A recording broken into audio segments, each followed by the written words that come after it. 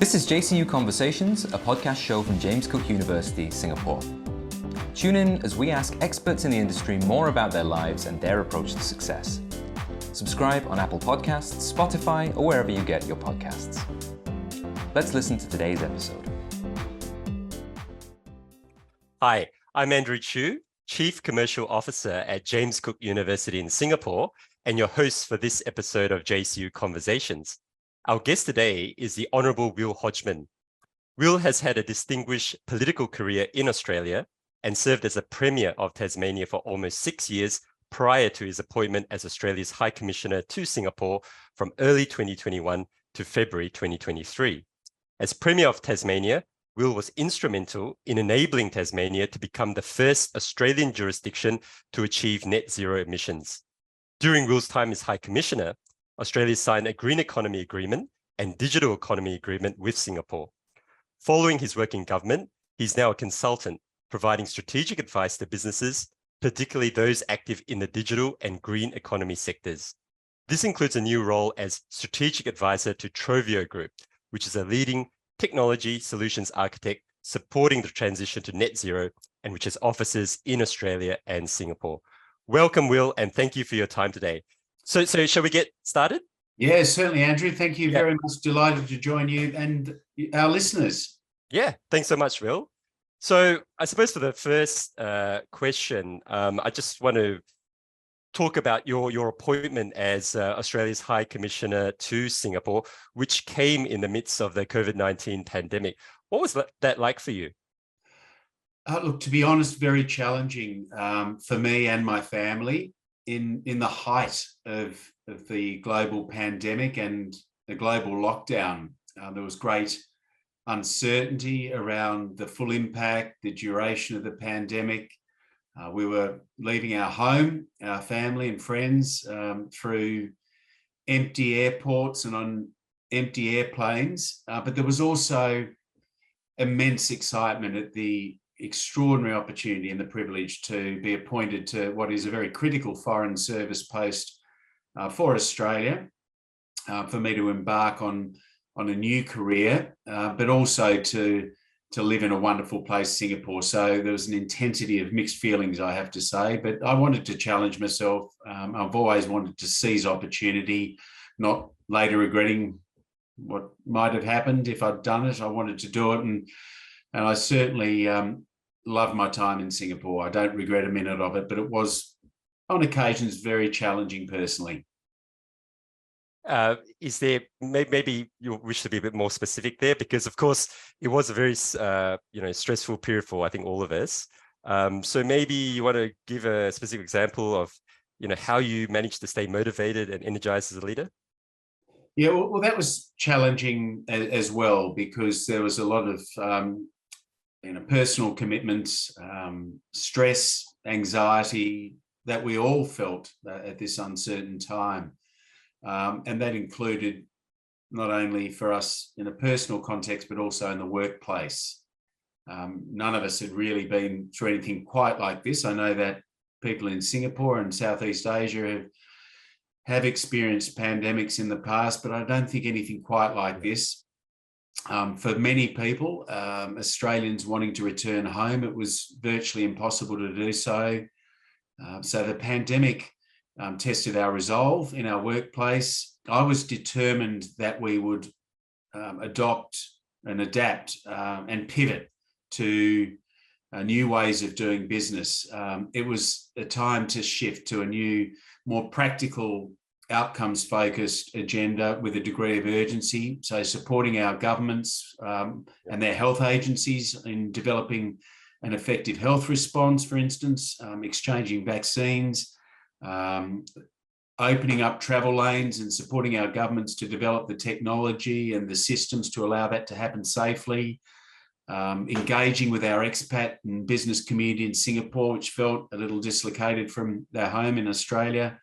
We did that on digital platforms in other ways because face-to-face contact was impossible virtually. So this is not the normal business or way of operating for diplomats, but I felt by doing this and by also importantly investing in mental health and wellbeing in our workplace, taking the time to reset how we engage, how we interact, and to place that as a priority. It wasn't undervalued previously, but this gave us additional opportunity and also emphasis.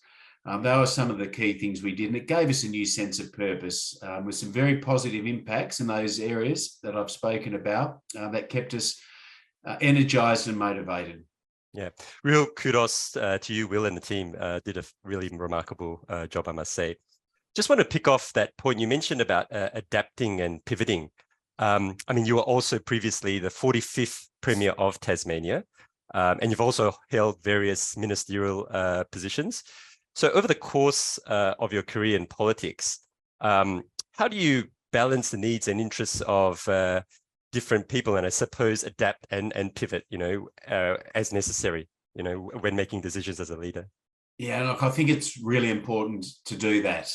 Sometimes leaders can forget, particularly in a political context and in a very fast-moving and demanding occupation. It's critical to just take time to step back and listen to other perspectives. I believe that good leadership requires a fair degree of compromise. I'm typically pragmatic, and I often ask, don't let perfection be the enemy of the good. So a willingness to listen, to think through different perspectives, to weigh it all up is very, very important in public leadership roles, any leadership roles. Then be clear in your decision and articulating and communicating why you've taken that. It won't be universally popular, but I think if you explain the reasons for doing it and the vision and purpose that you have, then that will often increase levels of support, or at least respect for what you're doing. And how would you say, Will, that your perspective on leadership has evolved, over the course of your career? Yeah, and it has, and I readily acknowledge that. It's important to accept shortcomings in leadership roles. Mine have been very public, where there's often very little tolerance for imperfection or perceived inadequacies. There's a lot of scrutiny, intense scrutiny, and as I say, people often perhaps have unrealistic expectations of their political leaders. So to put that to one side or not be distracted by that is important, and to be comfortable, for instance, in that compromise isn't a sign of weakness in leadership. Rather, I think it is critical to political leadership. And I became comfortable with that, and I also became more confident in delegating as well. I think a risk for leaders is to feel that they have to do it all and that they're ultimately responsible, which may have some truth to it. But if you have a good team, a willingness to just allow your team to delegate, again, in the political arena, often that can be criticised for being too hands-off. But I firmly believe in the strength of a team and allowing it to do its job. And also, I think all leaders need to be mindful of changing community expectations and obligations that we have to build more inclusive, more embracing of diversity workplaces. And we've been through a very difficult time where that was increasingly important, to be mindful of your team, and that requires perhaps a lot more investment now than ever before. So constantly learning, constantly testing our methods, because there are always ways you can improve. And do you think COVID has had an impact on that evolution of leadership? Because of course we had to switch to online platforms, then after that hybrid, and now coming back to the workplace. Of course, some people don't wish to come back. They're comfortable working from home. So how do you think that has impacted leadership? Yeah, look, it has completely reshaped the way that we work. So governments and businesses have responded by adapting more contemporary arrangements for their employees. It is a difficult balance as well, but we have to accept that this is the new normal. It will probably most certainly happen again in some form. So just the scary indeed. Indeed, but the willingness, and I think the relative success that countries, particularly Australia and Singapore, can point to for successfully navigating a most difficult period for our citizens, for our economies, and for our relationship, we were able to surpass expectations perhaps, but also achieve a lot more than we could have ever imagined, because we were prepared to perhaps be a little bolder, to be a little less risk averse, which often comes with governments. And I think that's a key lesson as well from the pandemic experience. Thanks so much for that, Will, and I think great advice for our listeners here. So shifting to a slightly different topic. So you stayed in Singapore for over 2 years prior to returning to Australia. So what do you miss the most about Singapore? Oh, there's a lot. The food, of course. And what food? Great food in Australia, great produce, but Singapore food is incredible. The quality of life, the vibrancy of the dynamic city-state, which has a rich multicultural flavour coursing through its veins. I was fascinated by that. But most of all, it's people, I think. I found to be very friendly, welcoming, engaging, and interested. And one thing I have noticed, I don't see as many amazing sports cars on the streets of Australia. Great. And you know how much I like cars. I do. I'm just curious. So what's your favorite food here in Singapore? I was often asked that, and perhaps from my political pedigree, I was always hedging my bets because I honestly couldn't choose between the magnificent Chinese, Malaysian, Indian, Peranakan we loved. Amazing, isn't it? I think, amongst, if I had to pick a dish, and this will probably surprise many, we did love our Peranakan food, but there was something special about enjoying a prata curry on a Sunday in one of the many prata houses around the island, which Nikki and I were very keen to explore. And that was something I hadn't really experienced before. So I loved that. Fantastic. So in this day and age, of course, there's a huge focus on sustainability. And you have expressed a real interest in a net zero future. So what is it about this idea that most excites you? Yeah, and I come from the island state of Tasmania, which is renowned for its environmental magnificence, its commitment to sustainability, its abundant resources, and what has become the renewable energy state of Australia. I was fortunate enough to lead the government of Tasmania, so inherently in my upbringing, not only as a person, but in my roles in government, we had to continue to not only value that status, but invest in it. So it's become a passion of mine, environmental sustainability. And I'm very proud that in my term as Premier of Tasmania, we achieved zero net emissions way back in 2016, decades in advance of what we were scheduled to. Tasmania is now well over 100% renewable energy generators. So it's a remarkable place. But addressing climate change is, of course, a global issue. And I think one of the more positive aspects of what is an alarming challenge that we're all facing and confronting is the opportunity for enterprise, for research and development, education, of course, but also business and industry to be participating in what is a rapidly expanding green economy. And in my last role in government as High Commissioner in Singapore, it was fantastic to be part of a team that helped facilitate the striking of the world's first green economy agreement. That was amazing, Will. Yeah, it was, and I think that showed not only the level of connection between our countries, but also the priority to sustainability and also enterprise developing and progressing contemporaneously. Yeah. In fact, I was reading about how Tasmania achieved net zero, decades ahead of the actual target. Maybe can you delve a bit more into that? How did you manage to do that? Because that's just literally quite amazing. Yeah, and it has been the result of a generational investment in renewable energy infrastructure. Right. Tasmania has, I think, 3 of Australia's largest top 5 dams in in the nation, enormous investment in hydro power, but also wind power. My government increased our capacity. We also implemented a very active climate change plan that engaged business, the non-government sector, to help improve energy efficiency, to reduce emissions across other sectors where Tasmania has a strong footprint in agriculture and fisheries, most notably.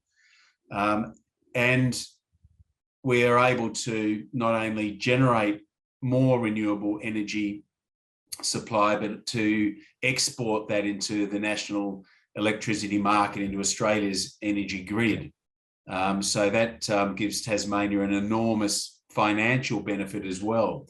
And where the Tasmanian government now is planning to increase that capability too. So there are some environmental competitive advantages Tasmania has with its magnificent mountains, its incredible forest estate. Around 40% of Tasmania is World Heritage or National Park. So we have this amazing carbon sink of World Heritage and National Park forest estate.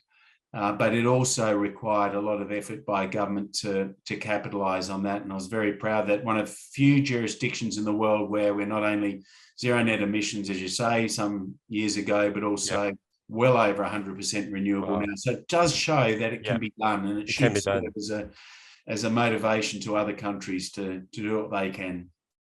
What advice would you like to give other countries? Because everyone's trying to strive to achieve this goal. Any specific advice? Yeah, and countries obviously differ. I mean, the of course, experience I had in Singapore, where there's very little capacity for your country to generate renewable energy, but there are other ways to, I think, best deliver outcomes by working in partnership. And the Green Economy Agreement between Australia and Singapore is a world first. It's a groundbreaking pathfinder for other nations to be engaged and for Australia to play its role, as we are doing in Southeast Asia more broadly. And the Green Economy Agreement between our countries anticipates a more regional footprint. So I think that's a really powerful way where our nations can support other countries where, you know, they're perhaps less developed or advanced in their technical capability, but have natural resources that can support, as it has happened in Tasmania, greater exporting of renewable energy into our region. You mentioned, Will, about industry in the context of all of this. So how does this, your experience in this space translate to your new role at Trovio Group? Yeah, and I was really thrilled as I embark on a new career in the private sector, offering strategic advice to businesses where I'll have a passion, but where also I see enormous opportunity, not only for that business, but in those areas where I do have a passion, in sustainability, in our effort to reduce emissions and to address climate change, but also for Australian or Singaporean businesses to be at the cutting edge, as Trovio is, of digital and technological enterprise. And that's exciting as well, because Australia and Singapore also have what was a groundbreaking digital economy. Of course. So there's a really neat intersection for me here. And I think it's fantastic to see a business like Trovio, who are developing extraordinarily innovative products and solutions to facilitate what is the rapidly changing digital and green economies, to see them operationalize government agreements like our green economy and digital economy agreements, I think will be the key to their success. But it's what they're about, because enterprise and innovation, and Australia and Singapore do these things so well, as do our organisations and institutions that have at their heart research, development, science and technology. We have great institutions in both our countries that will also benefit. So, I'm delighted to be involved with Trovio. They're a multifaceted business, not only with an eye on improving commercial enterprise and trade, investment between businesses and indeed countries, but also to doing its bit to improve and enhance sustainability and our practices. It's a very exciting place to be, and I'm really enjoying working with what are a dynamic, very forward-leaning, innovative bunch. Very happy for you, Will. So coming back to the topic of leadership. So apart from sustainability, what do you see as the other big challenges facing leaders today? And how do you think those challenges can be addressed? Yeah, and there's so many different contexts, of course, of leadership. But I think where I've most recently been in government roles for close to 20 years, there are some very high-level global trends which are concerning to leadership and which are causing tensions across the world. Yeah.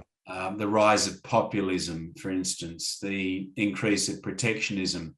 These things were not helped by the pandemic either. I think it exacerbated what are perhaps not new, but have become increasingly pronounced themes and tones across our global environment. So to address that, again, I'm a firm believer in the need for governments to work collaboratively, large and small, importantly, for multilateralism as well. And I was, really energised by the relationship between Australia and Singapore and the leadership roles that our nations can play. They're very influential roles in addressing these issues. But, at a more micro level, I think, and we've alluded to the shifts in how business and organisations operate, the move to the digital online interactions, the difficulty, I suppose, or the increased inability to perhaps travel as freely as we might have, or to engage as often as we can face to face has become a challenge. And we're now starting to see that the workplace has reshifted its focus and its style of operation. I think for leaders in the workplace or in an organisation to adapt to that is going to be an ongoing challenge, to keep people engaged. And that includes through education institutions. And you know this a lot better than me, with a lot of your students no longer on campus. How do we keep people engaged? Yeah, fantastic. And one final question, and that is, if you were able to travel back in time, what advice would you give your younger, let's say 21-year-old self? Yeah, probably that'd be a lot. And that comes with life and experience. And I don't say that with any sense of regret, but of course I would do things quite a bit differently, but that's the benefit of hindsight and age. But when I left for Singapore, I often reflected on the fine, poignant words of Mark Twain, where he said something to the effect of, if you look back in 20 years, you'll be more disappointed about the things that you didn't do than what you did. So he says, just be brave, be courageous, sail away, or in my case, fly away from the safe harbour of Tasmania to Singapore and just explore, dream, be brave, and you'll discover amazing things. And I think, when I was 21, I perhaps didn't have the confidence or even just the foresight, the vision to believe that. But I now do. And importantly as well, I'd say to my 21-year-old self, it is never too late. So even at 53, you can still keep doing that. Yeah. Very wise words to basically conclude this session, and wonderful discussion. Will, really great catching up with you, and thank you so much for taking the time and joining us. And just one final thing, where can listeners find you online so that they can connect with you? I think the best way, and I'm across several social media platforms, but I reckon the best way is through my LinkedIn account. And I do try and respond to messages as much as I can, but I'm increasingly engaged through LinkedIn. So you can find me there. Fantastic. Thanks so much, Will. Thanks, everyone. Best wishes to the fantastic team at JCU. I loved working with you in Singapore too. Great. Thanks so much.